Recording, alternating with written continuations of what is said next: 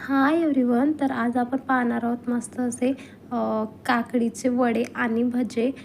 तर कसं वेदर तुम्हाला तर माहिती आहे, उन्हाळा चालू आहे पण वेदर खूप बिघडलेलं आहे, पावसाचं वातावरण आहे जिकडे तिकडे. तर अशा वेदरमध्ये आपल्याला काहीतरी चटपटीत असं थोडंसं नॉन हेल्थी म्हटल्यासारखंच आपल्याला खाण्याची इच्छा होते.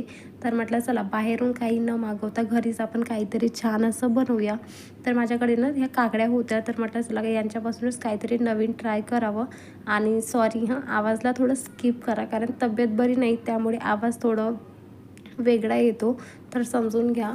नंतर बघा छान असं ना मस्त काकडीला छान असं वॉश करून घेतलं. काकडीला वॉश केला, त्यानंतर छान असं एका छिलनीच्या साहाय्याने पूर्ण वरचे साल काढून घेतलं. त्यानंतर अजून वॉश केला, त्यानंतर किसणीने छान असं किसून घेतला. त्यानंतर एक कांदा घेतला आणि हवं त्या क्वांटिटीमध्ये हिरव्या मिरच्या घेतल्या, त्यांना पण छान असं बारीक बारीक काप करून घेतला. आणि जी किसलेली लवकी होती त्याच्यामध्ये जे एक्स्ट्रा वॉटर होतं ते त्यामधलं वॉटर काढून घेतलं आहे, नाहीतर आपले वडे तेवढे टेस्टी नसते झाले, कारण पीठ वगैरेच खूप जास्त टाकावं लागलं असतं, म्हणून त्यामध्ये जे एक्स्ट्रा वॉटर होता ते मी काढून घेतलेलं आहे. त्यानंतर तिथं मस्त असं कांदा मिरची आणि भरपूर खूप सारी असे कोथिंबीर ॲड केली. त्यानंतर आपले जे बेसिकचे सुके मसाले होते ते ॲड केले. हळद, तिखट, थोडेसे तीळ, ओवा, जिरा हे सगळं त्यामध्ये ॲड केलं. त्याला छान असं मिक्स करून घेतलेलं आहे. त्यानंतर वरून थोडासा मीठ ॲड केला, त्याला पण छान असं मिक्स करून घेतलं. आणि त्यानंतर बघा इथं जे तुम्हाला वाटीचं प्रमाण दिसतो त्या वाटीने ना इथं मी 2 वाटी बेसन पीठ घेतलेलं आहे आणि 3 वाटी तांदूळचं पीठ घेतलेलं आहे. बघू शकता याला छान असं मिक्स करून घेतलेलं आहे.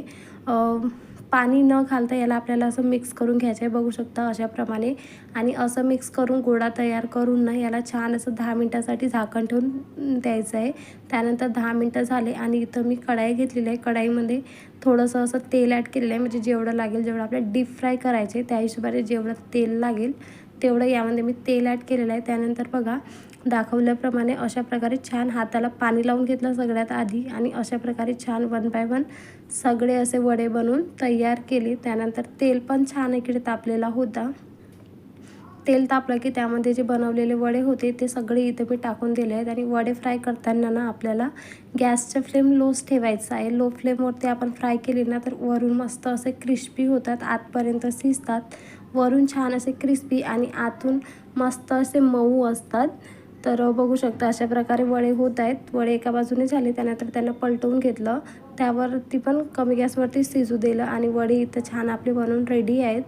तर बघा असे छान असे वडे बनवून तयार आहेत. त्यानंतर ना तोच थोडंसं पीठ होतं वड्यांचं, त्यामध्ये ना जे आपलं एक्स्ट्रा वॉटर होतं काढून ठेवलेलं होतं आपण, तो त्यामध्ये ॲड केला आणि त्याला थोडंसं असं पातळसर करून घेतलं आणि त्याचे छान असे